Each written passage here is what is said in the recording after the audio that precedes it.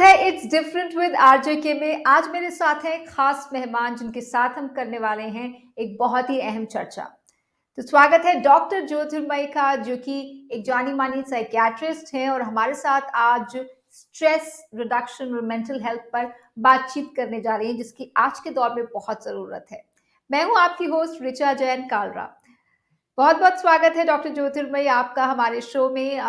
सबसे पहले आजकल लोग स्ट्रेस से बहुत ज्यादा परेशान हैं। हाउ टू रिड्यूस स्ट्रेस, ये एक कॉमन क्वेश्चन रहता है लोगों का। तो किस तरह से लोग अपनी जिंदगी में स्ट्रेस को डे टू डे लाइफ में रिड्यूस करें, आप क्या कहना चाहेंगे? हाँ, थैंक्स ऋचा जी। स्ट्रेस या हम आमतौर पर जो बात करते हैं तनाव, तो हमारे सबके जिंदगी में ये तनाव एक आम हिस्सा बन गया है। और हमारा बॉडी भी इस तरह से बनाया गया है, एज पर नेचर या प्रकृति के हिसाब से, कि जब कोई तनाव भर सिचुएशन या कोई परिस्थिति आती है तो हम उसको बोलते हैं फाइट, फ्राइट और फ्लाइट मोड में चला जाता है। फाइट, या तो उससे हम लड़ते हैं, फ्राइट नहीं तो डर जाते हैं, नहीं तो फ्लाइट नहीं तो भाग जाते हैं। तो कोई एक हम यूज करते हैं as per the natural thing. So usually क्या होता है कि जब हम हमारे कैपेसिटी के से बढ़कर हम कोई अगर काम लेते हैं, जैसे आजकल सबका वर्क बहुत बिजी हो गया है, तो इससे क्या होता है कि बॉडी का फिजिकल ना मानसिक उतना कैपेसिटी नहीं है कि ये सबको झेल सके। तो हम इसके लिए एक सिंपल तरीके हम यूज कर सकते हैं, क्योंकि हमारा बायोलॉजिकल फंक्शंस को हमको स्टेबल करना है। यानी कि हम खाना और सोना, एपेटाइट और स्लीप जो बोलते हैं, ये बेसिक बायोलॉजिकल फंक्शंस, ये नीड्स है बॉडी का। ये क्या कर रहे हैं हम आजकल, ये बॉडी के नीड्स को हम फुलफिल नहीं कर रहे हैं। टाइम को हम खाना नहीं खा रहे हैं, टाइम को नहीं सो रहे हैं। तो इसकी वजह से बॉडी का तनाव से फाइट करने का कैपेसिटी भी थोड़ा कम हो गया है। तो व्हाट आई फील, मुझे क्या लगता है कि पहले हमको ये बेसिक चीजों के ऊपर ध्यान रखना चाहिए। यानी अगर स्ट्रेस को रिड्यूस करना है तो अपनी हैबिट्स को, अपनी बॉडी को टेक केयर करनी जरूरी हाँ, है, जिसमें अच्छी नींद और बहुत अच्छा जरूरी है। खाना बहुत जरूरी है, जिससे कि आप स्ट्रेस का सामना कर पाए। हाँ, राइट। हाँ, यस, ये बेसिक चीजें हैं। ऑप्टिमम मेंटल हेल्थ के लिए एक आम इंसान क्या कर सकता है? स्ट्रेस से हम भाग तो नहीं सकते हाँ, और बहुत सारे प्रेशर्स भी आज के दौर में रहते हैं। तो मेंटल हेल्थ को हम्म। कैसे बचा कर रखें, कैसे मजबूत करें खुद को? हाँ, तो एक चीज है कि हम जब मेंटल हेल्थ की बात करते हैं तो बहुत लोगों को ये समझ नहीं है कि मेंटल हेल्थ क्या है। मानसिक तौर पे ऐसा नहीं कि मेंटल हेल्थ इज, जब people relate this word mental भी एक नेगेटिव तरीके से। तो मानसिक तौर पे एक स्टेबिलिटी बहुत इंपॉर्टेंट है हमारे काम के लिए, पर्सनल लाइफ के लिए। तो एक ऑप्टिमम मेंटल हेल्थ के लिए पहले हमको ये समझना जरूरी है कि प्रॉब्लम एरियाज क्या है। कब हम कह सकते हैं कि हमारा कोई प्रॉब्लम है या तनाव बढ़ गया है, तो पहले वो आइडेंटिफाई करना चाहिए हमको। ठीक है, जैसे हर किसी के जिंदगी में गुस्सा या कोई टेंशन या दुख तो हर रोज कभी ना कभी तो आते ही रहेगा। लेकिन अगर हमें लगे कि ये बहुत दिन कंटिन्यूअस है, कोई भी नेगेटिव इमोशन, एंजाइटी हो, गुस्सा हो या दुख हो, बहुत सीवियर, जैसे कंटिन्यूअस मेनी डेज अगर है, तो इसका मतलब है कि पहले आइडेंटिफाई करो कि कोई प्रॉब्लम है, then only you can try to take care of it. फिर जब हमारे आस पड़ोस के हमारे फ्रेंड्स और फैमिली को भी हम हेल्प कर सकते हैं ये आइडेंटिफाई कराने के लिए। तो जब कभी भी फील कि कोई अगर डल है, तो उनसे हम पूछे कि क्या बात है, क्या कोई एनीथिंग इज रॉन्ग, सो पूछने में कोई दिक्कत नहीं है। तो मेरे हिसाब से ऑप्टिमम मेंटल हेल्थ के लिए पहले हमको समझना चाहिए, आइडेंटिफाई करना चाहिए कि प्रॉब्लम क्या है, और हमको जानना चाहिए कि कब हम हेल्प मांगे। Asking for help is a very important thing, and then you will get help and accept help। जब कोई मदद करना चाहे तो हम एक्सेप्ट करें एंड अवेयरनेस बढ़ाए से, इससे हमारा मानसिक तौर पे एक स्टेबिलिटी रहेगा। राइट। ये तो हेल्थ की बात रही है, लेकिन अपने स्तर पर एक इंडिविजुअल लेवल पर इंसान क्या कर सकता है कि उसकी मेंटल हेल्थ अच्छी रहे?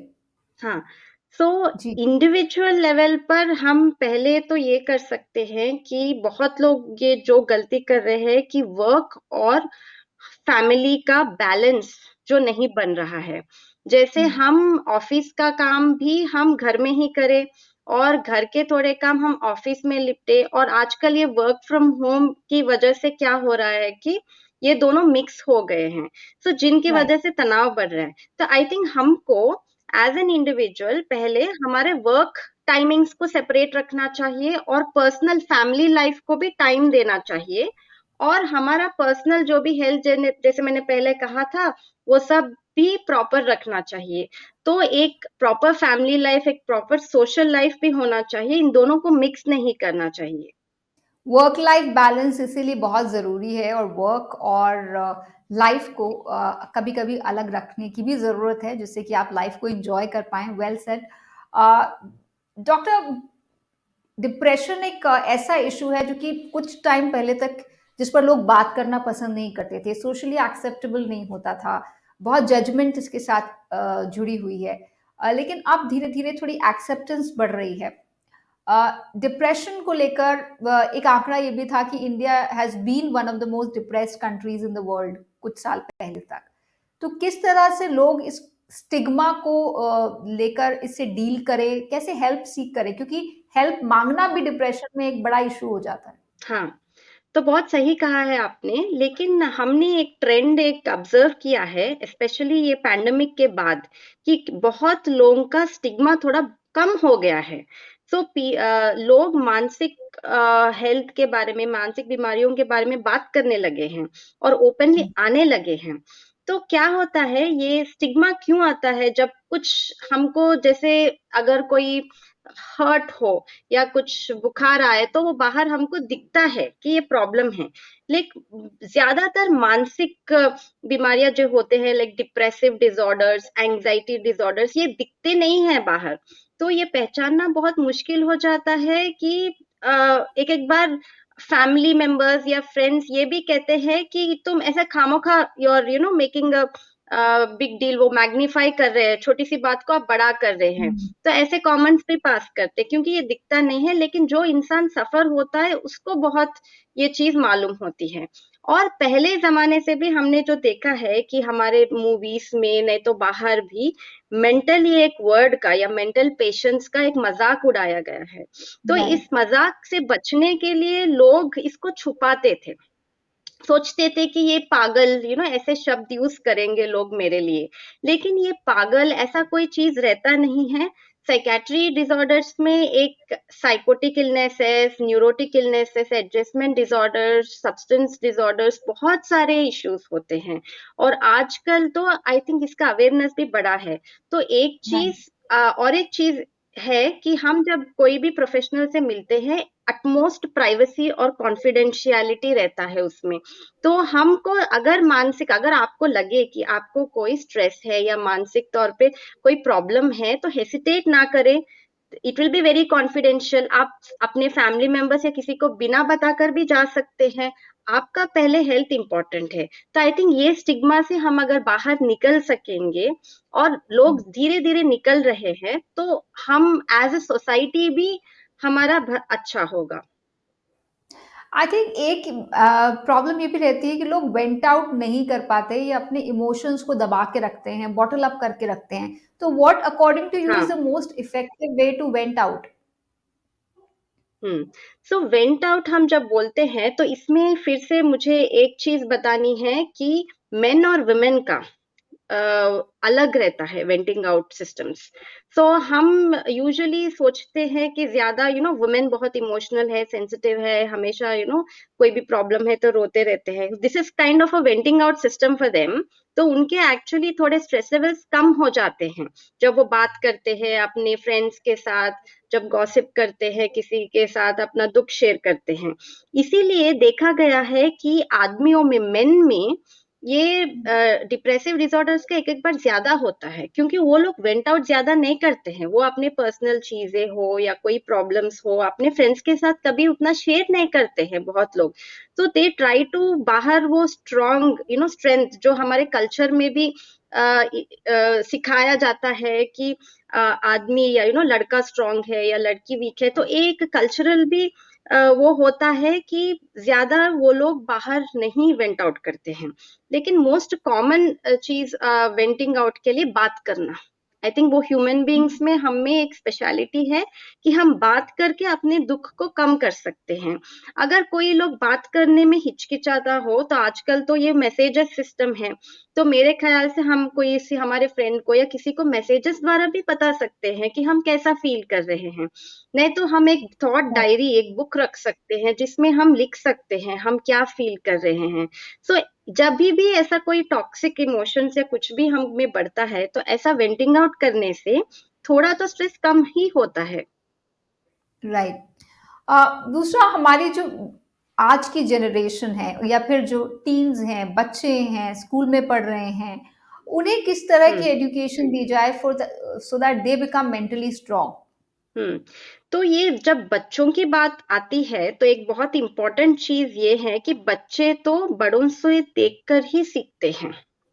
सो there are no like spoiled kids या ऐसा कोई भी नहीं रहते। इट्स इधर पेरेंटिंग, पेरेंट्स कैसा रहते उसके हिसाब से वो बनते हैं। तो मेरे हिसाब से हम अडल्ट्स को एक आइडियल वो दिखाना चाहिए बच्चों के सामने कि हम भी बुक्स पढ़े, हम भी ज्यादा फोन पे ना रहे। जब हम ज्यादा फोन पे नहीं तो इसमें रहते हैं, क्या होता है कि बच्चे भी वही सीखते हैं। तो आजकल बच्चों का हम देख रहे हैं कि स्क्रीन टाइम ज्यादा बढ़ रहा है, वो भी अनमॉनिटर्ड स्क्रीन टाइम। वो लोग क्या कर रहे हैं, हम फोन्स दे रहे हैं छोटे बच्चों को, तो हमको पता नहीं चलता है कि कौन कौन से साइट्स में जा रहे हैं, क्या क्या सीख रहे हैं, कौन कौन से कंपनी में पढ़ रहे हैं। तो ये बहुत इंपॉर्टेंट है कि पेरेंटल मॉनिटरिंग ऑफ ये लोग स्क्रीन पे या नहीं तो टीवी पे क्या देख रहे हैं। तो पढ़ाई तो वो स्कूल में जा रहे हैं, लेकिन एक बहुत अहम हिस्सा है कि टाइम हम स्पेंड करना चाहिए। स्कूल को भेज दिया, पूछ लिया कि होमवर्क किया नहीं किया, ये नहीं है। तो मेरे हिसाब से उनके साथ बैठो, क्वालिटी टाइम, थोड़ा तो time, quality time without any other एविगेशंस बच्चों से बात करो। तो उससे क्या है, उनके अंदर में जो भी कोई इनसिक्योरिटीज है वो शेयर करेंगे पेरेंट्स के साथ। और वो टाइम स्पेंड करने से बाहर थोड़ा फिजिकल एक्टिविटी बहुत कम हो गया आजकल के बच्चों को। तो फिजिकल एक्टिविटी एंकरेज करना, इन सब से उनमें भी स्ट्रेस लेवल्स कम होते हैं। आजकल देखा गया है कि बच्चों में भी कंसंट्रेशन प्रॉब्लम्स आ रही है, वो लोग उतना ज्यादा टाइम पढ़ नहीं पा रहे हैं। तो ये सब का one of the reason is ज्यादा स्क्रीन टाइम। तो इम्पोर्टेंट है टाइम स्पेंड करना और स्क्रीन टाइम को थोड़ा रिड्यूस करना। Very nice tips doctor. I hope कि जो पेरेंट्स ये सुन रहे हैं वो इस पर गौर करेंगे। Last but not the least, what is the recipe of happiness? जिंदगी में हैप्पीनेस की, खुशी की रेसिपी क्या है? तो ये बहुत ही इंटरेस्टिंग क्वेश्चन है। लेकिन ऋचा जी, जैसे रेसिपीज, जैसे एक रेसिपी सब लोगों को पसंद नहीं आती है, तो ऐसे ही हर एक इंसान का अलग अलग रेसिपीज होता है। थोड़े लोगों को जैसे मसाले ज्यादा पसंद है, थोड़े लोगों को कम पसंद है। तो फाइनली राइट। क्या है कि एक तरह का we are all social human beings. हम इंसान अकेले जैसे नहीं जी सकते हैं। तो हैप्पीनेस का मेन थिंग ये है, it is not equal to like कभी सैड ना होना, that is not happiness. So I think it is about जो है उसमें एक कंटेंटमेंट लाना, और जो प्रेजेंट सिचुएशन है उसमें माइंडफुल रहना, जैसे एंजॉय करना प्रेजेंट को। ज्यादातर क्या होता है, हम या तो पास्ट में जीते हैं नहीं तो फ्यूचर में जीते हैं। प्रेजेंट में जीना बहुत लोग भूल गए हैं। तो प्रेजेंट को एक्सपीरियंस करना is the main happiness, be try to be in the present. जी। और प्रेजेंट में रहकर बहुत सारी चीज़ें, बहुत सारे दुख और मुश्किलें भी निकल जाती हैं जो हमारे दिमाग पर हावी रहते हैं। चलते चलते डॉक्टर ज्योतिर्मयी, आप कुछ एडवाइस देना चाहेंगी for good mental health, for good upbringing and for good lifestyle? हाँ, तो एक चीज है, प्लीज ध्यान रखो कि इट इज नॉट लाइक, ये तो रेस नहीं है कि कौन जीतेगा कौन हारेगा। तो ये एक जर्नी है। तो ये जर्नी में सबको साथ मिलकर चलेंगे। तो देखा गया है कि मैंने थोड़े ऑफिसेस में वगैरह भी देखा गया, ये कंपटीशन होता है, हेल्दी कंपटीशन इज ओके, लेकिन किसी को नीचा दिखाकर, किसी को वो कर कर हम आगे नहीं बढ़ सकते हैं। तो हम सब let us show some kindness, थोड़ा काइंड रहे लोगों के साथ। थोड़ा आसपास भी हम देखें कि अगर कोई दुखी है तो हम एक बात उनसे बात कर सके, थोड़ा टाइम 1-2 मिनट निकाल कर कैसे है पूछे हम उनसे। तो ऐसा हम अपने वर्ल्ड को, हमारे बच्चों के लिए भी एक अच्छा वर्ल्ड बना सकते हैं। हम अगर अच्छे बिहेव करेंगे तो हमारे बच्चे भी उसी से सीखेंगे। बिल्कुल, बच्चे देखकर जितना सीखते हैं, उतना बताने से शायद कम सीखते हैं। बहुत-बहुत हाँ, शुक्रिया, आपने इतना वक़्त निकाला और इतनी सारी एडवाइसेज़ और टिप्स हमारी ऑडियंस के लिए शेयर की। Thank you so much once again. I am sure कि थैंक यू ऋचा जी। हमारे ऑडियंस ने इन टिप्स से काफ़ी कुछ उनको गाइडेंस मिली होगी and we all will move to better and optimum mental health. Thank you so much. Thank you Richa ji. Thank you so much. इसी के साथ आज के शो में इतना ही, लेकिन देखते रहिए इट्स डिफरेंट विद आरजे के, क्योंकि यहाँ पर हम आपकी मुलाकात कराते हैं ऐसे लोगों से जो जिंदगी में कुछ अलग कर रहे हैं या फिर जिनकी कहानी है इंस्पायरिंग, जिनसे मिलती है हमें बातचीत करके बहुत सारी वैल्यू और टिप्स। तो देखते रहिए अच्छी खबर ऑन यूट्यूब एंड जरूर शेयर करें इस वीडियो को।